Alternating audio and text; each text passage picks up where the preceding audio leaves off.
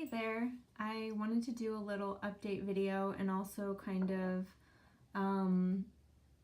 do like a summary video because I still get a lot of questions because obviously I have a lot of videos and I'm not really like a YouTuber, and I initially just wanted to do some videos that would help other women if they came across and saw that maybe it wasn't so scary to get their implants removed, and I wanted to share my story. So now it's been almost 3 years, and I just wanted to like go through my whole story and talk about where I'm at now, almost 3 years post explant. So I mean, you can go back and see my first video, which I believe was done 3 years ago today, which would have been like January or February of 2015, I believe it was.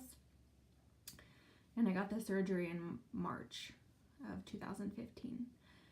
So I first got my implants in 2001.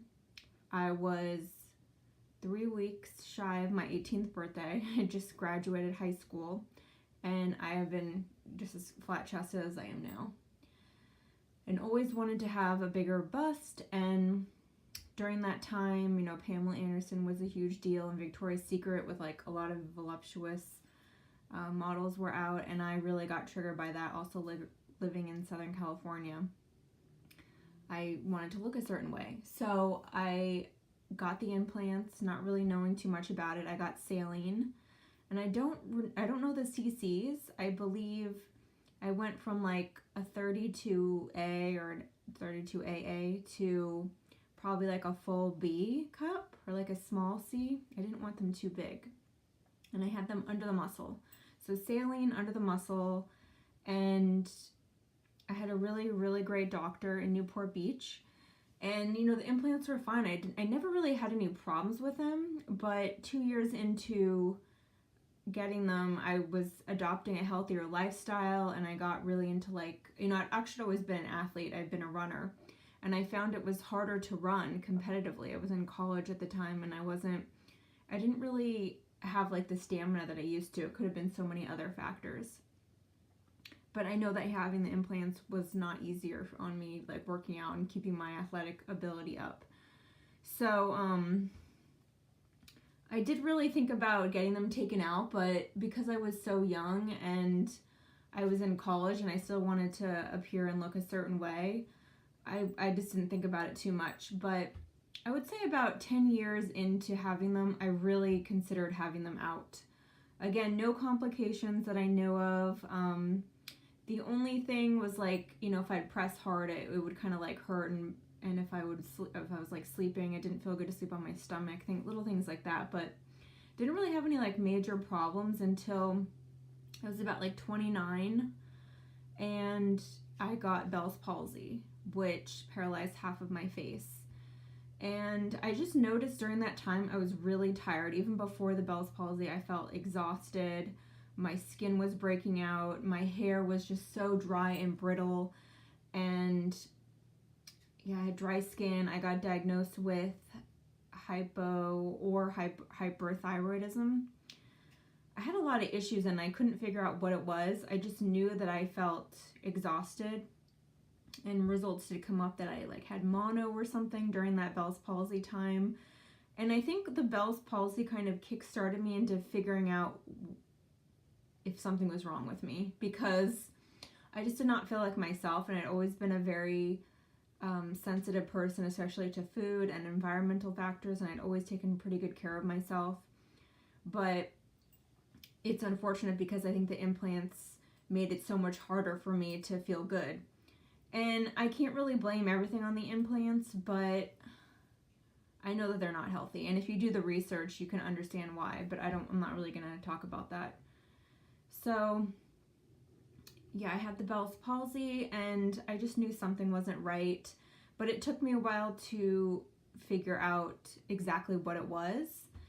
And I don't know if it was like right after I got my implants out, or maybe it was like a year after, I began to do some research with some doctors, and I asked them to test me for everything. I thought maybe I had Lyme disease or like Epstein-Barr or something like that, if you'll read the Medical Medium book, it'll explain why I thought that way. So I went in and I got a bunch of tests, and it came back that I have lupus. And I actually just got retested for that after like 2 years, and it shows that I still have it. And I can't say that it was because of having implants. A lot of women do say that they have autoimmune issues or lupus, and they also have implants. So we just don't really know, but I have talked to a lot of women that do have lupus, and they have had at least one surgery of having breast implants. Obviously, silicone is a little bit harder on the body, especially if it leaks out, but it's not to say that saline is any better. It's still a foreign object in your body, and the shell itself has a lot of heavy metals and silicone, which does leach out into your body. But, I think the hardest step for me with this surgery, because when I called, I knew I wanted them out right away. I went to my original doctor, and he said, no problem. Women do come. He actually did disclose to me that he does a lot of explants, and a lot of women come in that have lupus, and they complain that they got lupus from the implants. But of course, he can't say, but he mentioned that to me. So it did kind of put my mind at ease, and I knew that he wasn't trying to like dissuade me or get me to put new implants in or anything like that. And the surgery itself went fine. I had a little bit of a hard time with deciding to get the the capsules removed or not. I did a lot of research, and I saw that most women had to have the implants, the shell, the scar tissue, they call them the capsules, that ends up forming around the implants to like protect your body. So I decided not to get them out. The reason that I decided that, along with my doctor, I called him several times. We talked about it in depth. I did a lot of research on it. And his reasoning was that if any woman has had silicone implants, the tissue needs to come out, hands down. But he doesn't do it for saline. And I still, to this day, don't really know why, but he told me he does not suggest it. He said, I am happy to do that if you want. It's an extra $1,000. He said, for you, I don't think that you need to spend that money on it. And there's more complications. There's a higher risk of bleeding, and I think there's more recovery, and I think there were some other things, and I think I just was more worried about the complications rather than just having my body torn apart. And that's just a decision that I think I'm gonna have to live with. And originally I wanted to go to that clinic in Ohio. I think her name is I don't want to butcher her name, but Dr. Feng. I can't say her full name, but I do know people that have gone to her, and she really knows what she's doing. But for whatever reason, I wanted them out, and I wanted them out right away, and I didn't want to wait, and I didn't want to have to save the money and then have to fly out to another place. And I think that would have been too much stress as it is. But if you're able to do that, that's probably the best option, because she specializes in that, and I believe that she takes out every single capsule. That doesn't matter if they had them for even a month or something. I think she removes them, because she believes that toxins are leached out into those, and you can't leave them in your body. So I do kind of grapple with that, and I'm not in perfect health, but I think a lot of my health issues are due to stress and pressure. And one of the changes I've made in my life over the last few months is that I work with a Kundalini coach, and I do meditation every day, and it's about other things than the physical self.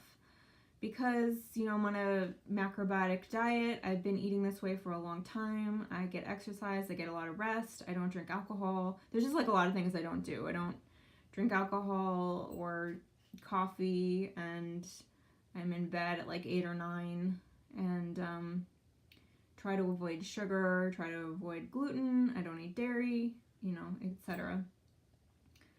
But it's super difficult to keep the stress and the anxiety down, and I think that's just something I've been dealing with my whole life, and this has kind of helped me to keep it in check. I don't really know what else more I can do for the lupus. I think a lot of it is just cutting down on my stress and taking good care of myself, and that's really what I'm doing now. There's not really much else to update on. For the most part, I'm doing okay. I do have my days of feeling extremely fatigued and tired, and I think it's just all part of the process. You know, I put my body through a lot for 15 years. I had those implants for 15 years, and I got them when I was super young, and they really didn't do anything for my health, unfortunately. I had so many health problems, and I do really believe that I can take care of myself and take hold of my health and regain a clear, clean bill of health.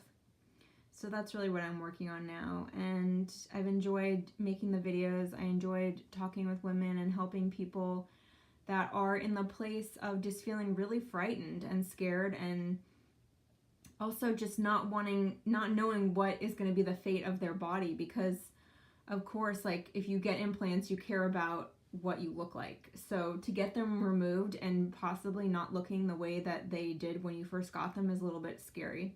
So I did not get a lift. I went under general anesthesia. I did not want to be awake. I know that's an option. I could have saved $1,000, but I did not want to be awake while I was being worked on, I guess, under the knife. So yeah, it cost me about like $4,000, and I did care credit, so I spent a year paying that off with no, I cannot think of the word, with no interest, luckily.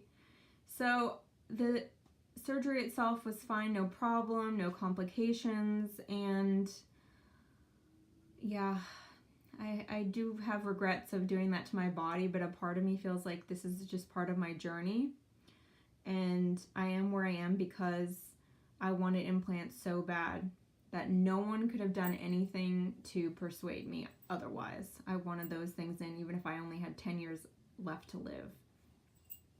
It's really sad.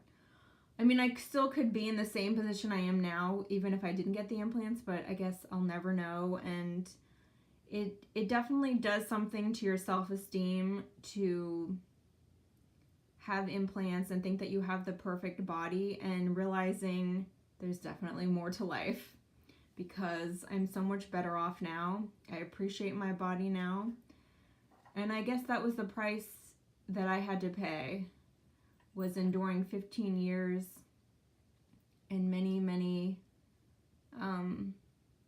doctor's visits of trying to figure out what it is that's wrong. But if I could help women, then I feel like this has all been worthwhile. So if you guys have any more questions, comments, feel the need to make another video, I might not. I might just, if something comes up. I just sort of felt like I was getting a lot of comments, a lot of the similar questions that were kind of spaced out in the videos, in the previous videos. If you don't want to watch all those, I understand. But yeah, let me know if you want to get your implants out and have any other questions. Real Self is a great resource. That's actually where I first went to look into getting my implants removed. And then I looked at a lot of YouTube videos, which was helpful. So I encourage everyone to do their research, and everyone has to follow the path that works for them, because not everyone wants to get their capsules removed. Not everyone wants to get a lift. You know, there are different things for different people. So I hope everyone is well and happy New Year. Bye.